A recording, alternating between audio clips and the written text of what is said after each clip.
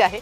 या निवडीचं पत्र हे आता राजभवनामध्ये लोकभवनामध्ये पाठवलं जाईल आणि त्यानंतर पुढची प्रक्रिया होईल। दरम्यानच्या काळात सुनेत्रा पवार या मुख्यमंत्र्यांची भेट घेतील अशी ही माहिती आहे।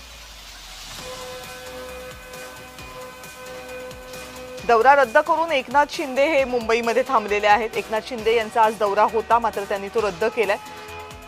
कारण आज जर शपथविधी होणार असेल तर एकनाथ शिंदे आणि मुख्यमंत्री देवेंद्र फडणवीस हे या शपथविधीसाठी निश्चितपणे उपस्थित असणार आहेत आणि त्यामुळे एकनाथ शिंदे हे कदाचित त्यासाठीच मुंबईमध्ये थांबलेले आहेत। त्यांचा नियोजित दौरा होता, पण तो दौरा रद्द करण्यात आलेला आहे। अत्यंत वेगाने घडणाऱ्या घडामोडी आहेत। काल संध्याकाळनंतर हे स्पष्ट झालं की सुनेत्रा पवार यांची विधिमंडळ गटनेतेपदी निवड केली जाईल आणि लगेचच शपथविधी होईल। त्यामुळे जर लगेच शपथविधी होणार असेल तर मुख्यमंत्री आणि उपमुख्यमंत्री एकनाथ शिंदे यांची उपस्थिती अनिवार्य असेल आणि त्यामुळे हे दोनही नेते मुंबईतच असतील। देवेंद्र फडणवीस मुंबईमध्ये, एकनाथ शिंदे ही मुंबईमध्ये थांबणार आहेत। खरं तर बरेचसे नेते महाराष्ट्रातले, विशेषतः जे ग्रामीण भागामधून आलेले असतात, ते शनिवारी आणि रविवारी आपापला वेळ हा आपापल्या मतदारसंघामध्ये देतात। मग त्यांचे जी काही शहरं असतील, जिल्हे असतील, तिथे ते असतात, मतदारसंघामध्ये असतात। पण ही परिस्थितीच वेगळी आहे। महाराष्ट्राच्या इतिहासात कधी न घडलेली एक वेगळी गोष्ट घडलेली आहे आणि सगळेजण या धक्क्यातून सावरत असतानाच आता ही एक मोठी जबाबदारी सुनेत्रा पवार यांच्यावर दिलेली आहे। ती जबाबदारी त्या स्वीकारत असताना, उपमुख्यमंत्री पदाची शपथ घेत असताना महायुतीमधले सगळे महत्त्वाचे नेते निश्चित उपस्थित असतील आणि त्यामुळेच एकनाथ शिंदे यांनीही आपला दौरा रद्द केलाय। अनेकांचे जे आपण पाहिलं 4 तासामध्ये हिंदी सर भुजबळ साहेब हिंदी भुजबळ साहेब सर हिंदी में बताना दो मी नाही होणार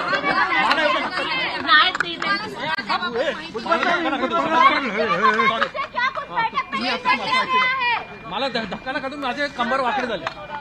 हे भाऊ, अरे हे भाऊ, हाँ द्या सर एनडीटीव्ही सर हिंदी में बता दीजिए, सर हिंदी में बता दीजिए क्या चाहिए, हिंदी में बता दीजिए।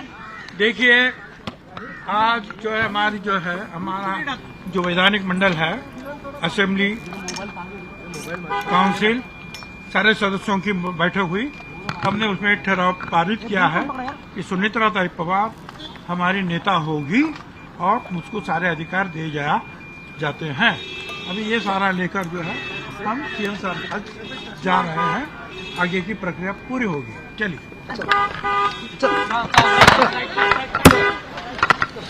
कौन होता है यार आपका हाथ?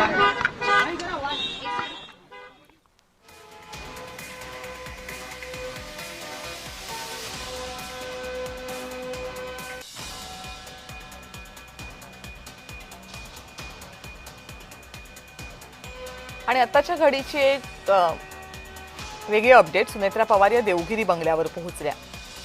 ज्या देवगिरी बंगल्यावरून अजित पवार यांनी निघून बारामतीच्या दिशेने प्रयाण केलं होतं, त्याच देवगिरी बंगल्यावर सुनेत्रा पवार या पोहोचल्यात आणि आपण फक्त कल्पना करू शकतो की हा किती कठीण क्षण असेल संपूर्ण पवार कुटुंबियांसाठी, सुनेत्रा पवार यांच्यासाठी। आपल्या प्रतिनिधी ज्योत्स्ना गंगणे आता आपल्या सोबत आहेत या सगळ्या संदर्भात आणखीन अपडेट देण्यासाठी। ज्योत्स्नाकडे जाऊया। ज्योत्स्ना,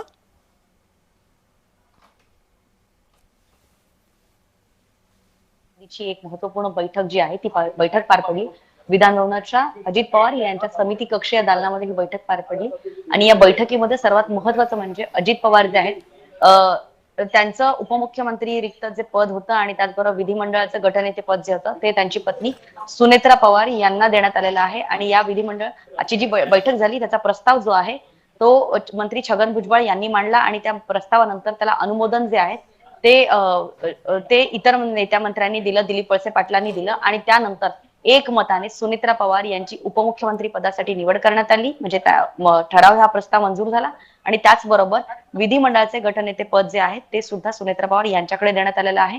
आणि या संदर्भात म्हणजे आजच्या ज्या पक्षातल्या जी काही बैठक झाली आणि त्याच्यामध्ये जो सर्वपक्षीय जो म्हणजे पक्षातल्या सर्व आमदारांनी जो निर्णय घेतलेला आहे त्याची एक प्रत जी आहे ती मुख्यमंत्री देवेंद्र फडणवीस आणि त्याचबरोबर जे महाराष्ट्राचे राज्यपाल आहेत त्यांच्याकडे ही प्रत पोहोचवण्यात आली। त्याचबरोबर विधान भवनातल्या सचिव कार्यालयामध्ये सुद्धा आजच्या बैठकीतल्या सगळ्या घडामोडी आणि सुनेत्रा पवार यांची उपमुख्यमंत्री पदासाठी पक्षाकडून नाव देण्यात आल्याचं सुद्धा या पत्रामध्ये म्हटलेलं आहे।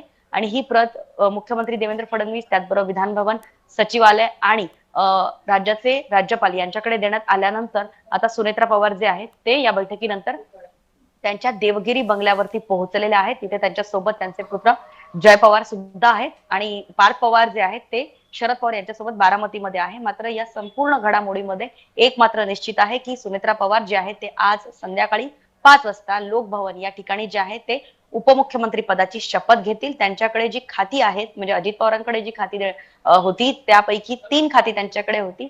त्या म्हणजे क्रीडा खातं होतं, त्याचबरोबर उत्पादन शुल्क खातं होतं आणि अर्थमंत्री खातं होतं. त्यापैकी अर्थमंत्री पद जे आहे अर्थ खातं जे आहे ते मुख्यमंत्री देवेंद्र फडणवीस यांच्याकडे राहील. मात्र क्रीडा मंत्री आणि उत्पादन शुल्क खातं जे आहे ते सुनेत्रा पवार यांना देण्यात येईल. त्याचबरोबर विधिमंडळ गटनेतेपदी जे काही अधिकार असतात ते सगळे अधिकार सुनेत्रा पवार यांना असतील. मात्र या बैठकीमधलं सर्वात महत्वाचं म्हणजे या बैठकीसाठी विधानसभेचे विधान परिषदेचे अजित पवार गटाचे सर्व आमदार खासदारांपैकी बाबाराम आत्राम जे आहेत ते पोहोचले नव्हते, कारण त्यांची तब्येत बरी नसल्यामुळे ते या बैठकीसाठी पोहोचले नाहीत अशी माहिती सुद्धा जी आहे सुनील तटकरे यांनी दिलेली आहे. मात्र त्यांनी हे सुद्धा सांगितलं की बाबाराम आत्राम जे आहेत त्यांनी या बैठकीला ते का उपस्थित राहू शकत नाही याची माहिती ही बैठक सुरू होण्यापूर्वी सुनील तटकरे आणि पक्षाला दिली होती. दुसरीकडे महत्वाचं म्हणजे आजच्या बैठकीमध्ये राष्ट्रीय अध्यक्ष म्हणजे अजित पवार यांच्या राष्ट्रवादीचा राष्ट्रीय अध्यक्ष नेमका कोण असेल याबाबत कोणती चर्चा झाली नाही. त्याचबरोबर दोन्ही राष्ट्रवादीचं विलिनीकरण होणार की नाही याबाबत सुद्धा कोणती चर्चा झाली नसल्याचं सुनील तटकरे, प्रफुल्ल पटेल यांनी वारंवार सांगितलं. छगन भुजबळांनी सुद्धा हेच म्हटलंय की विलिनीकरणाची बाबत आणि त्याचबरोबर राष्ट्रीय अध्यक्ष कोण असेल म्हणजे पक्षप्रमुख कोण असेल याबाबत कोणतीही चर्चा आजच्या बैठकीमध्ये झालेली नाही असं सांगण्यात आलं. ज्योत्स्ना, धन्यवाद तुम्ही दिलेल्या सगळ्या अपडेट्स बद्दल. ज्योत्स्ना गंगणे आपले प्रतिनिधी आपल्याला अपडेट देत होते आता विधिमंडळाच्या बाहेरून. विधिमंडळाच्या बैठकीमध्ये काय काय झाले या संदर्भात, बैठकीमध्ये कोण कोण उपस्थित होतं, कोण नेते उपस्थित नव्हते या सगळ्याची अपडेट मिळालेली आहे. आणि याशिवाय बैठक झाल्यानंतर आता सुनेत्रा पवार या देवगिरी या शासकीय निवासस्थानी पोहोचल्यात. देवगिरी हे शासकीय निवासस्थान अजित पवार हे वापरत होते. 27 तारखेला याच शासकीय निवासस्थानी अजित पवार यांच्या बैठका सुरू होत्या. रात्री उशिरापर्यंतच्या बैठका झाल्यानंतर 28 तारखेला सकाळी अजित पवार हे मुंबई विमानतळावरून बारामतीसाठी रवाना झाले. त्यांच्या विमानानं उड्डाण घेतलं. दुर्दैवानं या विमानाचं बारामतीमध्ये लँडिंग करत असताना अपघात झाला आणि त्यामध्ये अजित पवार यांचा मृत्यू झाला. कायदेशीर बाबींमुळे शपथविधीची घाई करण्यात आलेली आहे अशा प्रकारचं वक्तव्य करण्यात आले. आमदार सुनील शेळके यांनी हे वक्तव्य केले.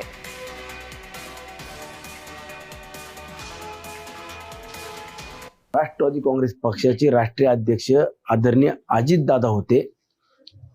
जी घटना राष्ट्रवादी काँग्रेस पक्षाची तयार करण्यात आली त्यातल्या काही तांत्रिक अडचणी ह्या लक्षात आल्यावरती विधिमंडळाचे सुद्धा गटनेते हे अजितदादा होते आणि आज दादांच्या पश्चात ही सगळी जबाबदारी कुणाकडे दिली पाहिजे तर त्यावरती दादांच्या उत्तरार्थी म्हणून सुनित्रा वहिनींकडे या संपूर्ण जबाबदाऱ्या दिल्या पाहिजे यावरती एकमत झालं आणि अवघ्या 4 दिवसातच लगेच ह्या सगळ्या निर्णयावरती येण्याची वेळ देखील ही टेक्निकली काही कायदेशीर अडचणीतून घेण्याची किंवा लगेच आपल्याला ह्या सगळ्या भूमिका पार पाडण्याची वेळ आलेली आहे.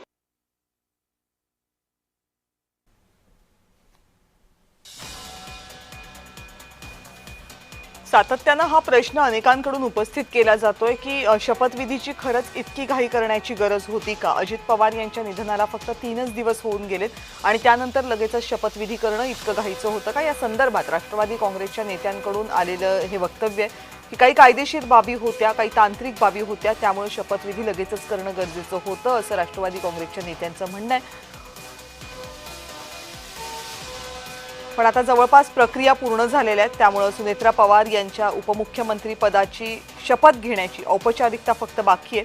आज संध्याकाळी लोकभवनामध्ये शपथविधीची ही प्रक्रिया पूर्ण होईल आणि त्या अगोदरची जी बैठक होती विधिमंडळ गटनेते पदाच्या निवडीची ती पूर्ण झालेली आहे. याशिवाय सुनेत्रा पवार यांच्याकडे अजित पवार यांच्याकडे असलेल्या खात्यांपैकी 2 खाती दिली जातील, ज्यामध्ये क्रीडा खात्याचा आणि उत्पादन शुल्क खात्याचा समावेश आहे. पण अर्थमंत्री जे सगळ्यात महत्त्वाचं खातं अजित पवार सांभाळत होते, जे राष्ट्रवादी काँग्रेसच्या कोट्यामधलं सगळ्यात मोठं खातं होतं, ते खातं लगेचच सुनेत्रा पवार किंवा राष्ट्रवादी काँग्रेसमधल्या कुणाला दिलं जाईल याची शक्यता सध्या दिसत नाहीये.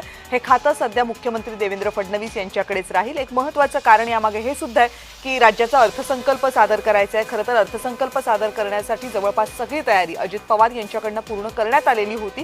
मात्र राज्याचा अर्थसंकल्प सादर करण्याची जबाबदारी कदाचित देवेंद्र फडणवीस हे स्वतः घेतील आणि त्यानंतर अर्थमंत्री पदाबाबतचा विचार केला जाईल. कारण अर्थ खातं हे राज्यासाठी सगळ्यात कळीचं आणि मोठं खातं आहे. सध्या राज्याची जी आर्थिक परिस्थिती आहे ती पाहता अर्थ खात्याला एक अनुभवी आणि जबाबदार मंत्री असणं खूप गरजेचं आहे. सुनेत्रा पवार यांचा राजकीयदृष्ट्या त्या सक्रिय असल्या तरी अर्थ खात्याची जबाबदारी त्या सांभाळू शकतील की नाही याबाबत कदाचित त्यानंतर चर्चा होईल आणि मग अर्थ खातं कुणाकडे द्यायचं या संदर्भातली निवड होईल. पण सध्या तरी सुनेत्रा पवार यांना पुण्याच्या पालकमंत्री पदाची जबाबदारी देण्यात आलेली आहे. पक्षाच्या विधिमंडळ गटनेतेपदाची जबाबदारी देण्यात आलेली आहे आणि शिवाय अजित पवार यांच्याकडे जी 3 खाती होती त्यातील अर्थ खातं वगळता इतर 2 खात्यांची जबाबदारी ही सुनेत्रा पवार यांच्याकडे देण्यात आलेली आहे. उपमुख्यमंत्रीपद हेही सुनेत्रा पवार यांच्याकडे असेल आणि आज संध्याकाळी सुनेत्रा पवार या मंत्रिपदाची उपमुख्यमंत्रीपदाची शपथ घेतील. त्यासाठीची जी तयारी आहे ती आपण पाहतोय उजव्या बाजूला आणि डाव्या बाजूला जे पत्र आपण पाहताय ते सुनेत्रा पवार यांच्या निवडीचं पत्र आहे. सुनेत्रा पवार यांची विधिमंडळ गटनेता म्हणून निवड झाल्याचे पत्र आहे. ते पत्र राजभवनामध्ये देणं अपेक्षित आहे कारण त्या पत्रानंतरच त्यांच्या शपथविधीचा मार्ग मोकळा होईल. त्यामुळे ते पत्र देण्यात आलेलं आहे. ते पत्र घेऊन राष्ट्रवादी काँग्रेसचे नेते लोकभवनामध्ये पोहोचले तर दुसरीकडे ते पत्र पोहोचण्या अगोदरच लोकभवनामध्ये सुनेत्रा पवार यांच्या शपथविधीची तयारी ही अंतिम टप्प्यात आलेली आहे. ही जवळपास पूर्ण झाली आणि सुनेत्रा पवार या विधिमंडळ गटनेतेपदाची निवड झाल्यानंतर मुख्यमंत्र्यांना भेटायला जाणार अशी माहिती होती आणि सध्या जी माहिती आली त्यानुसार सुनेत्रा पवार या देवगिरी बंगल्यावर पोहोचल्या. देवगिरी बंगला हे अजित पवार यांचं शासकीय निवासस्थान होतं आणि त्याच शासकीय निवासस्थानी सुनेत्रा पवार या पोहोचल्यात. कदाचित सुनेत्रा पवार हे सुद्धा हेच शासकीय निवासस्थान आपल्यासाठी ठेवू शकतात. देवगिरी हा बंगला अजित पवारांकडे गेल्या अनेक दिवसांपासून आहे आणि त्याच बंगल्यामध्ये त्यांचं वास्तव्य मुंबईमध्ये राहिलेलं आहे. अनेक आठवणी अजित पवार यांच्या या बंगल्याशी जोडल्या गेलेल्या आहेत. त्याच बंगल्यामध्ये आता अजित पवार यांच्या अनुपस्थितीमध्ये जाताना सुनेत्रा पवार असोत, पवार कुटुंबीय असोत किंवा तिथे शेकडो बैठकांसाठी उपस्थित असलेले राष्ट्रवादी काँग्रेसचे नेते पदाधिकारी असोत या सगळ्यांसाठी हा अत्यंत कठीण क्षण आहे. मात्र राजकारणाची वाटचाल पुढे चालत राहते आणि त्यामुळे सुनेत्रा पवार यांची निवड होणं आणि त्यांची शपथ होणं या सगळ्या कार्यप्रणालीचाच भाग आहे. त्या खूप वेगानं घडतायत का हा सवाल मात्र अनेकांकडून उपस्थित केला जातोय.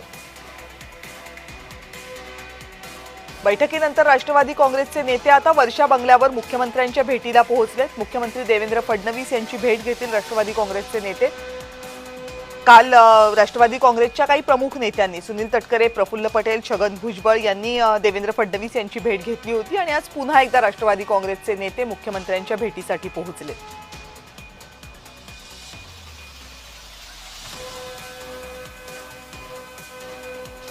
वर्षा बंगल्यावर ही भेट घेतली जाते कारण गटनेते पदाची निवड झाल्यानंतर या संदर्भातली माहिती अधिकृतपणे मुख्यमंत्र्यांना देण्यासाठी राष्ट्रवादी काँग्रेसचे नेते हे मुख्यमंत्र्यांच्या भेटीला पोहोचलेत आणि त्याशिवाय आज संध्याकाळी जर शपथविधी व्हायचा असेल तर त्या संदर्भात सुद्धा काही चर्चा दोन्ही पक्षांमध्ये निश्चित होतील आणि याच बाबींची चर्चा करण्यासाठी राष्ट्रवादी काँग्रेसचे नेते हे सध्या मुख्यमंत्र्यांच्या भेटीला पोहोचलेत.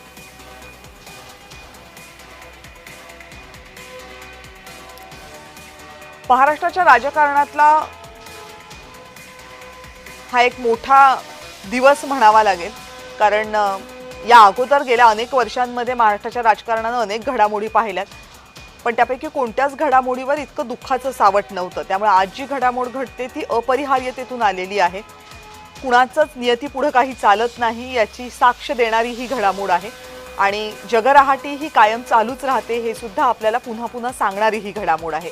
सुनेत्रा पवार यांच्या रूपानं महाराष्ट्राला पहिल्या महिला मुख्यमंत्री मिळतायत ही बाब जरी खरी असली तरी त्या कोणत्या परिस्थितीमध्ये महाराष्ट्राला मिळतायत हेही विसरता येण्यासारखं नाही कारण एक प्रचंड वेदना आणि दुःख या निवडीमागे सुद्धा आहे. पण राष्ट्रवादी काँग्रेसला आपला नेता लगेचच निवडणं हे गरजेचं होतं. त्यामुळे सुनेत्रा पवार यांची लागलीच विधिमंडळ गटनेतेपदी निवड करण्यात आलेली आहे. अर्थात पक्षांतर्गत निवडी अजून असतील त्याबाबतचा विचार नंतर केला जाईल. आणखीन काही तांत्रिक गोष्टी सुद्धा राहणार आहेत कारण सुनेत्रा पवार या राज्यसभेच्या खासदार होत्या आहेत. त्यामुळे राज्यसभेच्या खासदारकीची जोपर्यंत राजीनामा देत नाही तोपर्यंत पुढच्या गोष्टी होणार का की राज्यसभेचा राजीनामा देण्या अगोदरच त्यांची शपथ होणार हेही अनेक प्रश्न आहेत. पण हे प्रश्न तांत्रिक आहेत आणि ते सोडवता येणं फार मोठी गोष्ट नाहीये.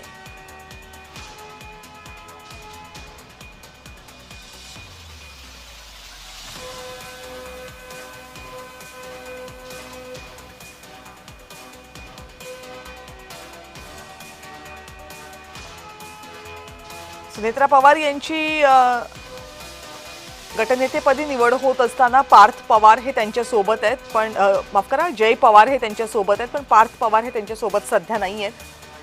जय पवार आणि पार्थ पवार दोघेही काही प्रमाणात राजकारणात सक्रिय आहेत. खरं तर जय पवार यांनी निवडणुकीमध्ये अद्यापपर्यंत कोणत्याही निवडणुकीमध्ये सहभाग घेतलेला नाहीये. पार्थ पवार यांनी बारामती मावळ लोकसभा मतदारसंघामधनं 2019 साली निवडणूक लढवली होती, पण तिथं ते पराभूत झाले होते.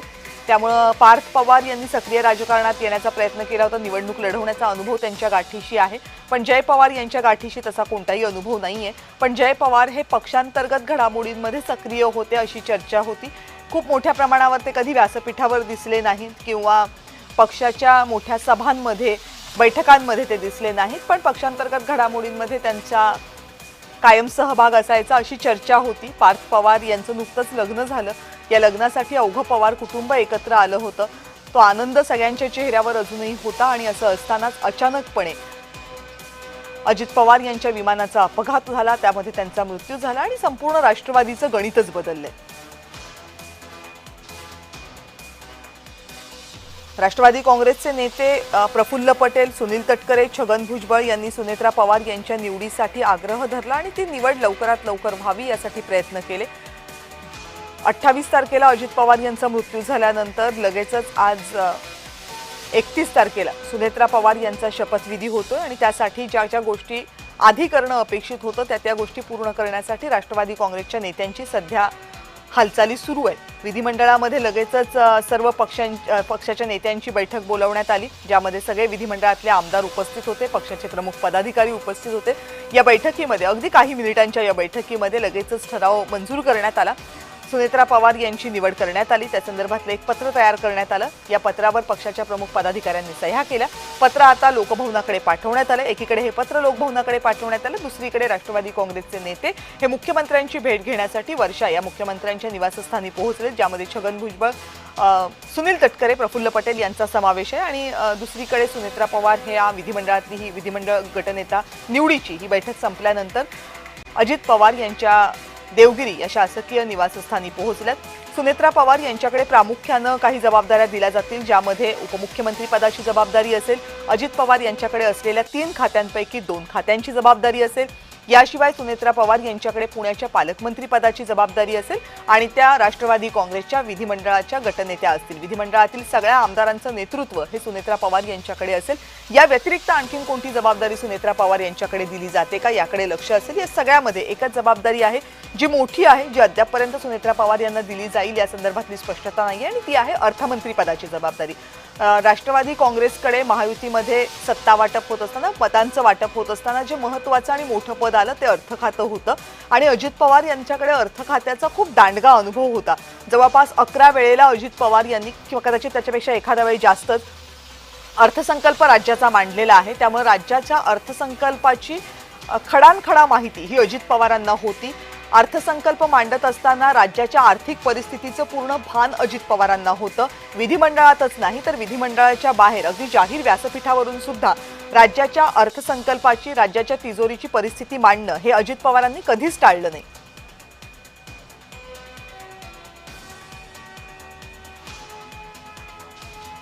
आणि ही आता दृश्य आपण पाहतायत आत्ताच्या घडामोडींमधली.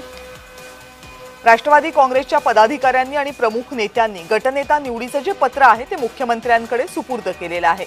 यामध्ये राष्ट्रवादी काँग्रेसचे सगळे महत्त्वाचे नेते उपस्थित होते. सुनील तटकरे, प्रफुल्ल पटेल, छगन भुजबळ, हसन मुश्रीफ हे सगळे नेते मुख्यमंत्र्यांची भेट घेण्यासाठी पोहोचले. पालकमंत्री पदाची जबाबदारी पुण्याच्या सुनेत्रा पवार यांना दिली जाईल. अर्थात पालकमंत्रीपद हे अजित पवार यांच्याकडे होतं. पुण्याचं पालकमंत्रीपद आपल्याकडे राहावं यासाठी अजित पवार यांनी प्रचंड प्रयत्न केले होते, कारण भाजप सुद्धा पुण्याच्या पालकमंत्रीपदासाठी प्रचंड आग्रही होती. विशेषतः चंद्रकांतदादा पाटील यांचा या पदासाठी क्लेम होता. मात्र अजित पवार यांनी या पदासाठी कायमच आग्रह धरला. पुण्याचं पालकत्व आपणच घेणार ही अजित पवारांची कायमच भूमिका होती आणि ती भूमिका त्यांनी पारही पाडली. पण दुर्दैवानं नव्या मंत्रिमंडळामध्ये ही भूमिका पार पाडत असताना अजित पवार यांना फार काळ मिळू शकला नाही. या अपघातानं अजित पवारांना सगळ्यांमधून हिरावून नेलं आणि दुसरीकडे राष्ट्रवादी काँग्रेस समोर प्रश्नचिन्ह अनेक उपस्थित केलेली आहेत। सुनेत्रा पवार यांची गटनेतेपदी एकमतानं निवड झाल्यानंतर आता त्याच्या पुढच्या ज्या सगळ्या प्रक्रिया आहेत, कायदेशीर प्रक्रिया आहेत, तांत्रिक प्रक्रिया आहेत, त्यांची पूर्तता केली जाते। त्यातली एक होतं की पत्राची कॉपी ही मुख्यमंत्री देवेंद्र फडणवीस यांना देणं। लगेचच ते करण्यात आलेलं आहे। बैठक संपल्या जे सगळे राष्ट्रवादी काँग्रेसचे प्रमुख नेते आहेत ते मुख्यमंत्र्यांच्या वर्षा या निवासस्थानी पोहोचले आणि पत्राची प्रत त्यांनी मुख्यमंत्री देवेंद्र फडणवीस यांच्याकडे सुपूर्द केली। यानंतर हे पत्र लोकभवनामध्ये पाठवलं जाईल आणि तिथे त्याच्यानंतर ही मंत्रिपदाची जी शपथविधीची प्रक्रिया आहे ती पूर्ण केली जाईल। आज संध्याकाळी 5:10 हा शपथविधी पार पडेल असं सांगितलं जाते। मात्र या संदर्भातली वेळेसंदर्भातली स्पष्टता अजूनही राष्ट्रवादी काँग्रेसकडून देण्यात आलेली नाही। जी अधिकृत माहिती राष्ट्रवादीने दिली त्यानुसार आज गटनेतेपदाची निवड झालेली आहे। एकमतानं सुनेत्रा पवार यांच्या नावाची निवड झालेली आहे। सगळे नेते त्यासाठी उपस्थित होते आणि काही वेळातच आम्ही हे पत्र मुख्यमंत्र्यांना देतोय, त्यांनाही माहिती देते, एवढी माहिती देण्यात आलेली आहे। पण शपथविधीची वेळ, शपथविधीला कोण कोण उपस्थित राहणार आहे या संदर्भातली माहिती अजून देण्यात आलेली नाहीये। मंत्रिपदासंदर्भातली अधिकृत माहिती अजूनही राष्ट्रवादी काँग्रेसच्या नेत्यांकडून देण्यात आलेली नाहीये। एकीकडे आपण दृश्य बघताय, ज्यावेळेस गटनेतेपदाची निवड झाली त्यावेळेसची ही दृश्य, बैठकीच्या आतली ही दृश्य आहेत। दुसरीकडे नेते जेव्हा बैठक संपवून बाहेर आले ती दृश्य आहेत, तर तिसरीकडे राजभवनामध्ये, लोकभवनामध्ये सध्या जी तयारी सुरू आहे त्या तयारीची दृश्य आपण पाहतात। इथे शपथविधी होणार आहे सुनेत्रा पवार यांचा। महाराष्ट्राच्या उपमुख्यमंत्री, महाराष्ट्राच्या मंत्री म्हणून त्या शपथ घेतील। महाराष्ट्राच्या मंत्रिमंडळामध्ये आता काही महिलांचा समावेश आहे, पण सुनेत्रा पवार हे जे पद भूषवतील ते पद मोठं असणार आहे आणि महाराष्ट्राच्या इतिहासामध्ये सुद्धा, राजकीय इतिहासामध्ये, विधिमंडळाच्या इतिहासामध्ये सुद्धा एका महिलेला पहिल्यांदाच हे पद भूषवण्याचा मान मिळणार आहे।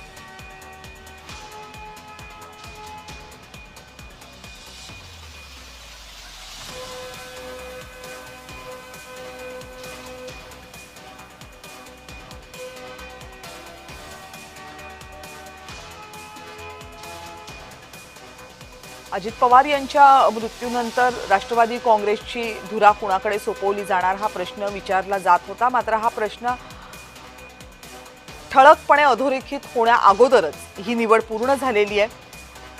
28 तारखेला सकाळी अजित पवार यांचं निधन झालं, दुर्दैवी अपघातामध्ये त्यांचं निधन झालं आणि त्यानंतर लगेचच ही प्रक्रिया पूर्ण झालेली आहे। 28 जानेवारीला अजित पवार यांचं निधन झालं, 29 जानेवारीला अजित पवार यांचा अंत्यविधी पार पडला, 30 जानेवारीला इतर ज्या धार्मिक कर्म पार करणं गरजेचं होतं तीही पूर्ण झाली। काल अस्थिविसर्जन झालं आणि त्यानंतर लगेचच सुनेत्रा पवार या मुंबईसाठी रवाना झाल्या।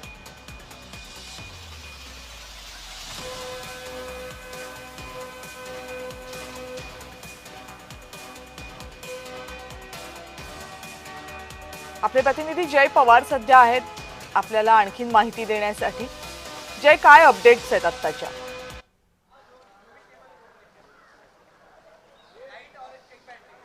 नक्कीच आपण जर पाहिलं तर सुनेत्रा पवार आणि राष्ट्रवादी काँग्रेस पक्षातील सर्व नेत्यांची बैठक ही पार पडली आहे आणि या बैठकीनंतर आता सुनेत्रा पवार आणि इतर सर्व जे नेते आहेत हे सर्व देवगिरी निवासस्थानी पोहोचले आहेत आणि यानंतर आता ते मुख्यमंत्री देवेंद्र फडणवीस यांची भेट घेतील आणि या संपूर्ण बैठकीमध्ये झालेला घटनाक्रम हा मुख्यमंत्री देवेंद्र फडणवीस यांना सांगतील आणि त्याचबरोबर उपमुख्यमंत्री पदाची शिफारस सुद्धा यावेळी सुनेत्रा पवार करतील आणि त्यानंतर मुख्यमंत्री देवेंद्र फडणवीस हे राज्यपालांकडे याबाबतचं निवेदन जे आहे ते देतील। उपमुख्यमंत्री पदाची जबाबदारी ही सुनेत्रा पवार यांच्या हाती देण्यात येणार आहे आणि यापूर्वी मुख्यमंत्री हे राज्यपालांना निवेदन देतील आणि त्यानंतरच मुख्यमंत्री देवेंद्र फडणवीस, उपमुख्यमंत्री एकनाथ शिंदे यांच्यासोबत सुनेत्रा पवार हे लोकभवनला पोहोचतील आणि राज्यपाल आणि इतर सर्व मंत्री मंडळाच्या उपस्थितीमध्ये हा संपूर्ण शपथविधी सोहळा जो आहे तो पार पडणार आहे। आता काय हालचाल तिथे दिसते? राष्ट्रवादीचे काही नेते यायला सुरुवात झालेली आहेत का? कुणी इतर मंडळी यायला सुरुवात झाली आहे का?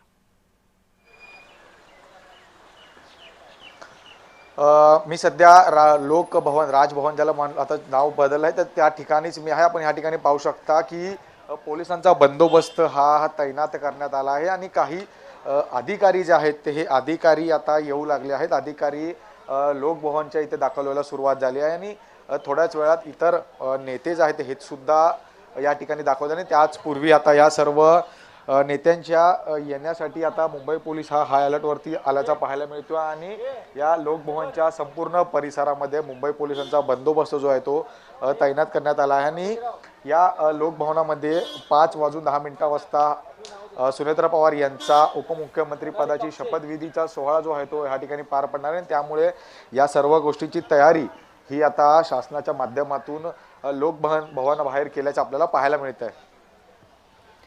धन्यवाद जय, तुम्ही दिलेल्या सगळ्या सविस्तर माहितीबद्दल। तर लोकभवन बाहेरची ही दृश्य आपण पाहतोय। आत्ता अधिकारी यायला सुरुवात झालेली आहेत। 5 वाजता जरी शपथविधीचा सोहळा असला तरीही अजून नेते कोणते इथे पोहोचलेले नाहीयेत। आजच शपथविधी होईल असं सांगितलं जातंय, पण राष्ट्रवादी काँग्रेसच्या नेत्यांनी अधिकृतपणे याची माहिती दिलेली नाहीये।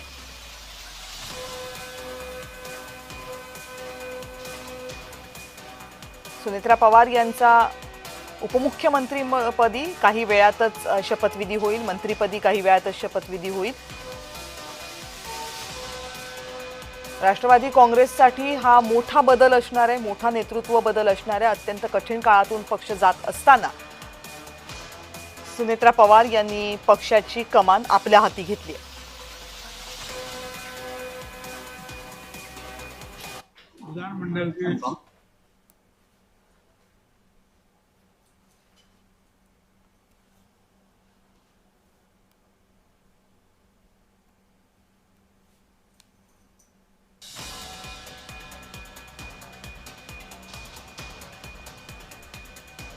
ज्या 2-3 घडामोडी सकाळपासून अत्यंत महत्त्वाच्या घडलेल्या आहेत त्यामध्ये राष्ट्रवादी काँग्रेसच्या विधिमंडळ गटाची बैठक झाली, ज्यामध्ये राष्ट्रवादी काँग्रेसचे विधिमंडळातले सगळे आमदार उपस्थित होते। या बैठकीमध्ये 2 प्रस्ताव मांडले गेले, एक अजित पवार यांच्या निधनानंतर शोकप्रस्ताव आणि दुसरा होता सुनेत्रा पवार यांच्या विधिमंडळ गटनेते पदाच्या निवडीचा। एकमतानं गटनेते पदाची निवड सुनेत्रा पवार यांची करण्यात आली। बैठक संपली। बैठकीनंतर नेते बाहेर आले। काही प्रमुख नेते हे मुख्यमंत्र्यांच्या वर्षा निवासस्थानी पोहोचले। विधिमंडळ गटनेतेपदी सुनेत्रा पवार यांची निवड झाल्याचं पत्र त्यांनी मुख्यमंत्र्यांना दिलं। यानंतर हे पत्र लोकभवनाकडे जाईल आणि लोकभवनामध्ये अधिकृतपणे सुनेत्रा पवार यांचा शपथविधी होईल। या सगळ्यामध्ये जी आणखीन माहिती समोर आली त्यानुसार सुनेत्रा पवार यांच्याकडे 2 खात्यांची जबाबदारी दिली जाईल। अजित पवार यांच्याकडे एकूण 3 खाती होती। अर्थ खातं होतं, राज्य उत्पादन शुल्क खातं होतं आणि याशिवाय क्रीडा खातं होतं। यापैकी अर्थ खातं वगळता इतर 2 खात्यांची जबाबदारी सुनेत्रा पवार यांच्याकडे दिली जाईल। उपमुख्यमंत्रीपदी सुनेत्रा पवार असतील आणि याशिवाय पुण्याच्या पालकमंत्री या सुद्धा सुनेत्रा पवार असतील। या व्यतिरिक्त राष्ट्रवादी काँग्रेसचं नेतृत्व कोण करणार, राष्ट्रवादी काँग्रेस या पक्षामध्ये सुनेत्रा पवार यांची भूमिका नेमकी काय असणार आहे, याच्या बैठका याची निवड ही नंतर केली जाईल। कारण विधिमंडळाच्या गटनेतेपदाची निवड करणं ही याला प्राथमिकता देण्यात आलेली आहे आणि त्यानंतर पक्षाचं नेतृत्व कोणी करायचं या संदर्भातल्या वेगळ्या बैठका राष्ट्रवादी काँग्रेसच्या कार्यालयात होतील।